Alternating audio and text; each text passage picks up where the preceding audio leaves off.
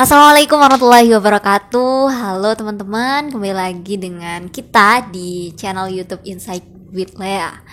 Udah lama banget gak sih kita gak ketemu gitu ya? Sekitar berapa bulan ya? 4 bulan atau 5 bulanan gitu ya? Lama banget gitu ya.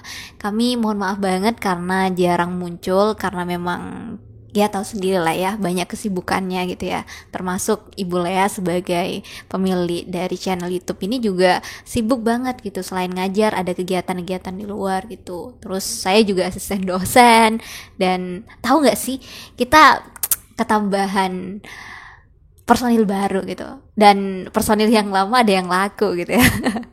Mungkin kita kenalan dulu ya biar kita lebih kenal dan lebih dekat gitu. Oh ya teman-teman, sebelum Halima kenalin personil kita yang baru, Halima mau ngasih info untuk hari ini dan seterusnya. Konten-konten kita itu akan lebih berwarna dan tentunya akan mencoba menjawab pertanyaan-pertanyaan yang diajukan oleh teman-teman itu. Jadi teman-teman gak usah sungkan-sungkan untuk mempertanyakan, menanyakan berbagai macam hal di channel YouTube kita. Oke, kita kenalan dulu ya. Kata pepatah sih, tak kenal maka tak sayang, makanya harus kenalan gitu ya. Oke, ini mulai dari Halimah dulu deh ya. Oke teman-teman, mungkin udah pada kenal karena sering muncul di channel YouTube ini gitu ya. Kenalin, saya Halimah, sekarang sebagai asisten dosen gitu. Oke, berlanjut ke siapa nih? Ke Ibu dulu. Saya udah dikenalin, aku udah kenal semua. Nggak apa-apa, mau kenalan lagi. Saya Lea.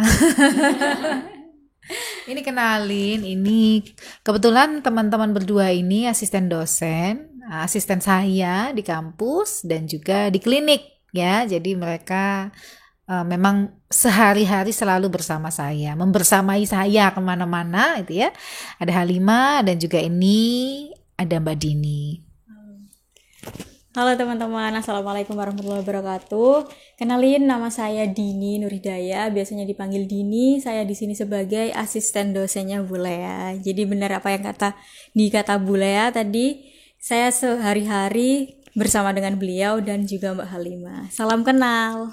Oke teman-teman, sebelumnya mohon maaf banget karena konten ini atau channel ini itu sudah lama kita nggak upload video, karena di semester ini khususnya kita sedang banyak kesibukan, utamanya kesibukan mengajar karena banyak kelas dan juga jadwal yang harus kita penuhi atau yang sudah terjadwal di kampus, dan juga praktek-praktek konseling di kliniknya Ibu. Jadi mohon maaf sekali kalau misalnya kita jarang upload. Nah, berhubung ini banyak yang mendesak kita untuk membuat video atau konten, jadi kali ini kita bikinkan konten untuk kalian, semoga bermanfaat. Dan kalau misalnya ada pertanyaan-pertanyaan yang berhubungan seputar dengan dunia konseling ataupun terapi, kalian bisa tanya di kolom komentar di video apapun. Di lain kesempatan kita bakal adain Q&A. Halo teman-teman, jadi tadi itu sekilas info ya tentang siapa aja sih yang ada di channel YouTube ini gitu ya.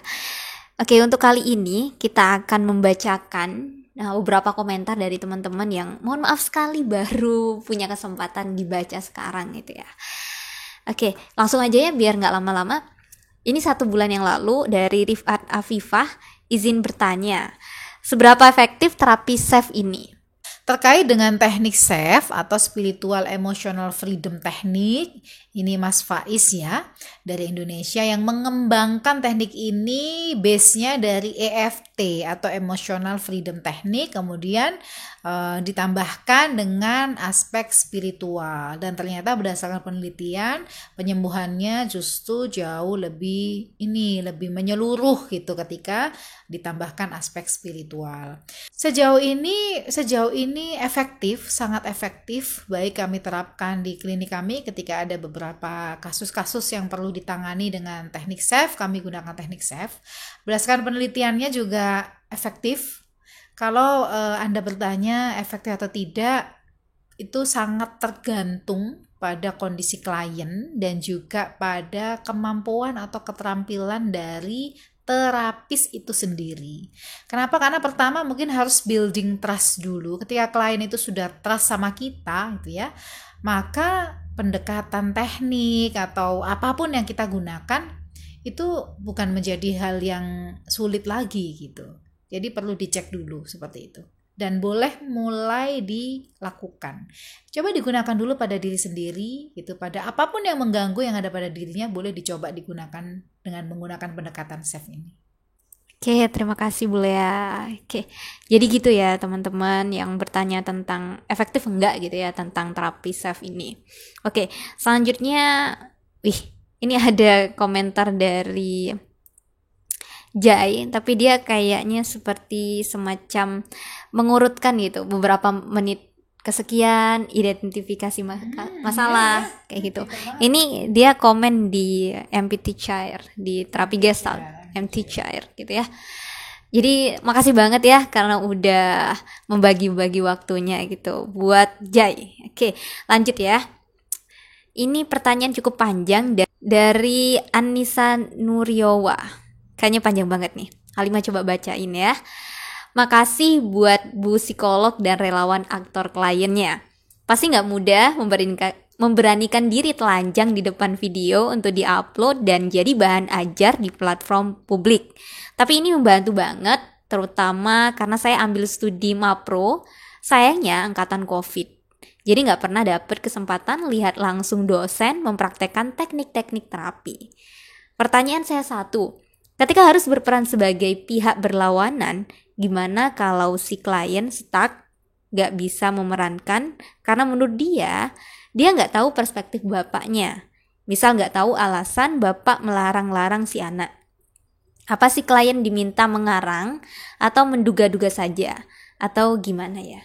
Terjadinya stuck pada sesi konseling maupun pada sesi terapi itu sangat mungkin terjadi dan itu hal yang biasa. Sebagai yang kita tahu bahwa klien datang ke kita dalam kondisi isi pikirnya itu ruwet ya. Mungkin kalau digambarkan tuh benang wol yang kusut. Nah, tugas kita sebagai pendamping, sebagai konselor, sebagai psikolog, sebagai terapi, sebagai konsultan, apapun itu expertnya kita, tugas kita menguraikan benang kusut itu supaya terurai. Oh, ini hijau, oh ini biru, oh ini merah. Itu adalah tugas kita. Gimana kalau kalian itu stuck ya, kita eksplorasi, kita empati. Kalau misalnya dia terdiam, dia memendam emosi, kita boleh sampaikan begini. Saya mengerti sekali apa yang Anda rasakan. Take your time gitu kurang lebih yang mau kita katakan ya. Oke, Anda boleh ambil waktu dulu, lakukan apa yang mudah menurut Anda. Kalau Anda ingin berhenti istirahat dulu boleh. Apapun yang membuat Anda nyaman. Itu yang perlu kita sampaikan sebagai seorang pendamping, sebagai seorang konselor gitu ya. Jangan kita memaksa karena ini waktunya udah tinggal dikit maka harus enggak begitu gitu ya. Take your time, tenang aja semampunya Anda.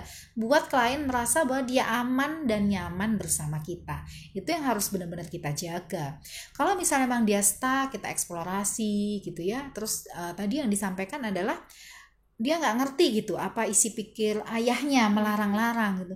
Lah memang di dalam teknik ini tugas kita adalah menguraikan supaya klien itu punya nggak persepsi, punya nggak perspektif gitu. Kalau dia nggak tahu, maka kita minta dia berperan sebagai seandainya dia ini seorang bapak, kalau dia punya anak gitu ya, dengan situasi atau dengan case yang seperti itu, di dalam isi pikirnya dia apa sebagai bapak, apa yang dia inginkan, apa yang diharapkan kalau dia menjadi bapak.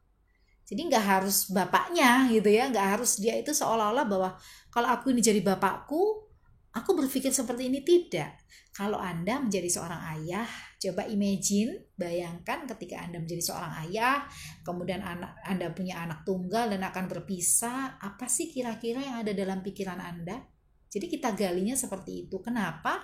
Karena dari eksplorasi ini kita akan menemukan jawaban-jawaban yang itu adalah proyeksi sebetulnya, gitu ya. Pikiran-pikirannya klien sendiri itu keluar akhirnya. Jadi kita bisa tahu cara berpikirnya. Nah, itu bisa kita tarik benang merahnya gitu. Oh, berarti kalau Anda jadi ayah, Anda punya pikiran seperti ini, bisa jadi ayah Anda juga memiliki pemikiran yang sama kan gitu. Itu bisa kita sampaikan seperti itu. Oke, semoga tadi apa yang ditanyakan bisa membantu dan bisa terjawab ya. Oke, untuk pertanyaan selanjutnya dari Bagus, ini 5 bulan yang lalu. Pertanyaannya 5 bulan, maaf ya, siapa Bagus? Bagus.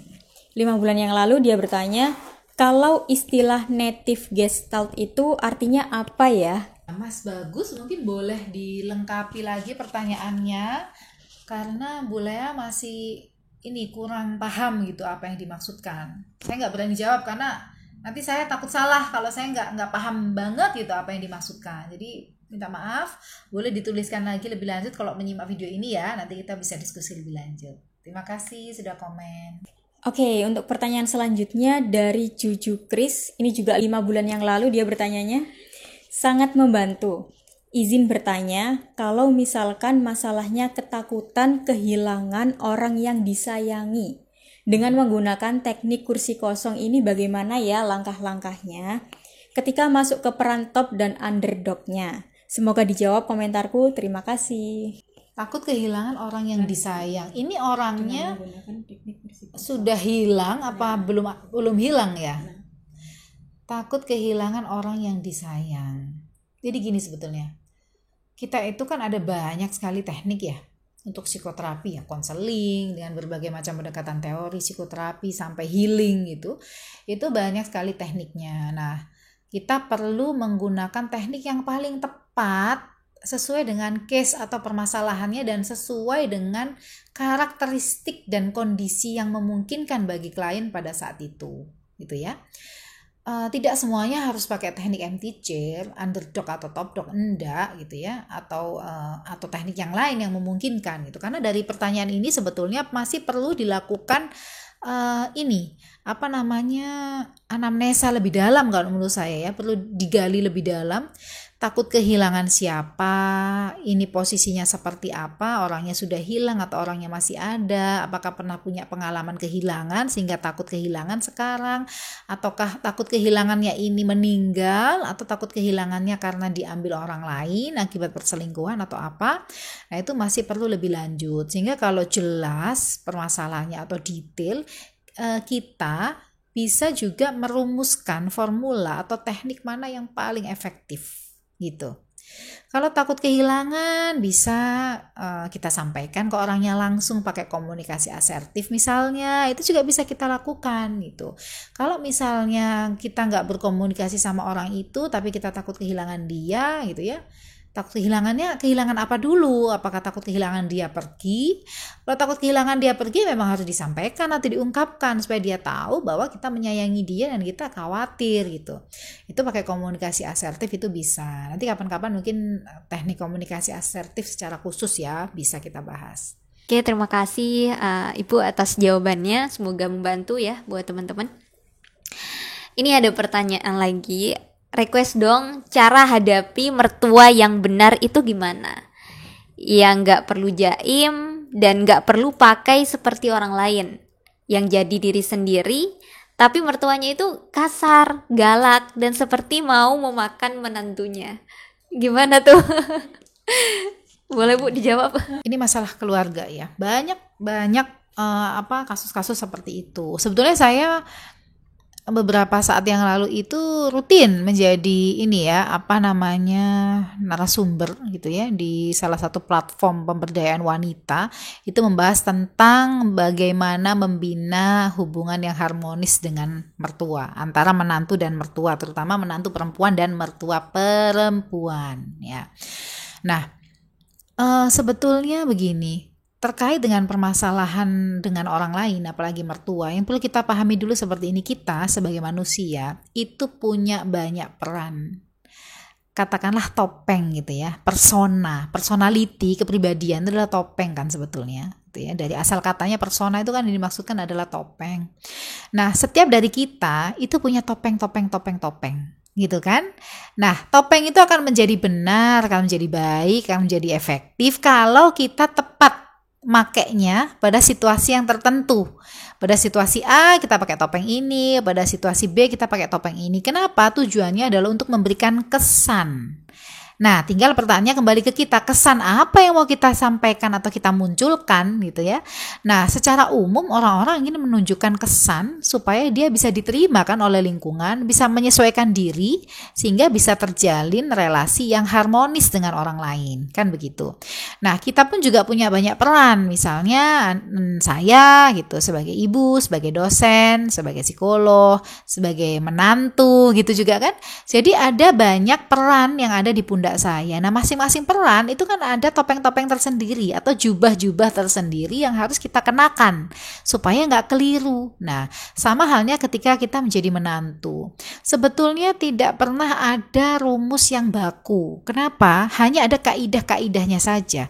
Karena di setiap keluarga itu memiliki perbedaan budaya, perbedaan habit gitu ya. Yang kalau misalnya kita itu masuk ke keluarga orang lain, mau tidak mau, suka atau tidak suka, ya kita harus menyesuaikan diri gitu ya. Kalau kita tidak mau menyesuaikan diri, pertanyaan saya adalah kenapa mau menikah sama itu, kan begitu ya. Kebanyakannya adalah menjawab kayak gini mungkin, karena nggak tahu kalau kondisi keluarganya seperti itu. Nah, sekarang kalau sudah tahu, lantas apa nggak jadi, apakah batal gitu kan. Sedangkan dengan pasangan nggak pernah ada masalah apa-apa, kan begitu. Karena yang penting itu kan urusan sama pasangan dulu. Kalau itu aman, yang lain nanti insya Allah akan lebih mudah gitu. Kalau misal terjadi seperti itu, apakah sudah disampaikan ke suami berdasarkan data dan fakta? Cara menyampaikan kepada suami juga harus menggunakan komunikasi asertif gitu ya. Karena kalau itu berkaitan dengan mertua kita, maka orang yang pertama kali harus berdiri adalah pasangan kita. Karena ini urusannya keluarganya. Jangan salah kaprah, bukan kita yang maju kalau kondisi kayak begitu ya. Kenapa? Kaidahnya adalah suami yang maju karena itu keluarganya pihak suami. Kita harus juga memberikan penghormatan dan penghargaan. Itu yang perlu kita lakukan. Maka kalau merasa ada situasi yang tidak nyaman dengan mertua, sampaikan kepada suami. Cara menyampaikannya ya harus santun, harus beretika, harus sesuai dengan komunikasi asertif dengan menyatakan begini. Saya merasa sedih kalau misalnya lihat ibu itu begini ke saya. Kalau misalnya saya pulang kerja itu ibu nggak nyapa misalnya. Saya itu takut atau saya itu kok sedih ya kalau saya pulang kerja kok ya wajan-wajan itu bunyinya kemelonteng gitu misalnya ya. Kasus-kasus yang pernah saya dapatkan begitu. Nah, jangan-jangan emang habis cuci-cuci terus jatuh kan gitu kan. Kita kadang-kadang kebaperan duluan sebetulnya, nggak enakan gitu kan. Nah, mungkin bisa disampaikan kepada suami. Nah, jangan lupa ketika menyampaikan kepada pasangan, apalagi itu suami, ingat laki-laki itu adalah makhluk data dan fakta. Laki-laki adalah makhluk data dan fakta. Ketika kita menyampaikan sesuatu kepada pasangan kita atau kepada suami, kepada pria, harus ada datanya dan ada faktanya yang jelas. Kita sampaikan kita merasa sedih karena 2 hari ini misalnya ibu mertua itu nggak nyapa aku. Biasanya padahal kalau pagi itu menyapa seperti ini dan ini tidak. Nah, itu disampaikan kepada suami. Minta masukan dari suami apa harus dilakukan. Itu caranya ya. Kalau kita membina rumah tangga itu kan nggak cuma sama pasangan aja, sama keluarga besarnya juga harus menjaga hubungan baik.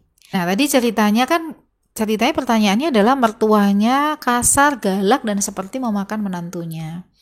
Saya mau tanya dulu nih, galak, kasar, itu yang seperti apa contohnya? Dan seolah mau makan menantunya, itu seperti apa? Karena bisa jadi itu adalah perspektif gitu ya, yang disimbolkan. Perilaku yang sebenarnya seperti apa yang dilakukan oleh mertua kepada Anda tepatnya gitu ya. Sehingga Anda mempersepsi perilaku mertua itu sebagai sesuatu yang kasar, galak, dan ingin memakan menantunya gitu ya. Ini perlu kita perjelas lagi. Kenapa? Karena seringkali terjadi miskomunikasi karena adanya perspektif.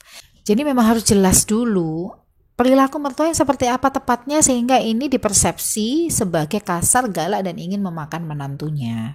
Lalu sejauh ini komunikasi apa yang biasa dilakukan oleh mertua? Apakah tinggal serumah dengan mertuanya? Kalau tinggal serumah dengan mertuanya, apakah sudah ada diskusi tentang daerah teritorialnya mana? Begitu, apakah sudah ada? Apakah sudah suami juga berkomunikasi? Nah, perlu dicek dulu karena kebanyakan masalah-masalah yang timbul yang terjadi akibat relasi antara satu orang dengan orang lain, apalagi orang dekat, itu adalah komunikasi yang tidak efektif. Maka dibangun dulu komunikasi efektif dengan menggunakan asertif gitu. Ditanya dulu gitu ya, atau curhat dulu ke suami boleh. Oke teman-teman, itu saja untuk sesi Q&A pada kali ini. Next time kita akan jawab pertanyaan-pertanyaan yang dilayangkan teman-teman di kolom komentar di channel YouTube Insight with Lea. Juga di DM di insight_consultant. Ya, oke.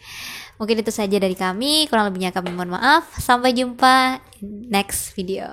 Oke, bye-bye. Assalamualaikum warahmatullahi wabarakatuh.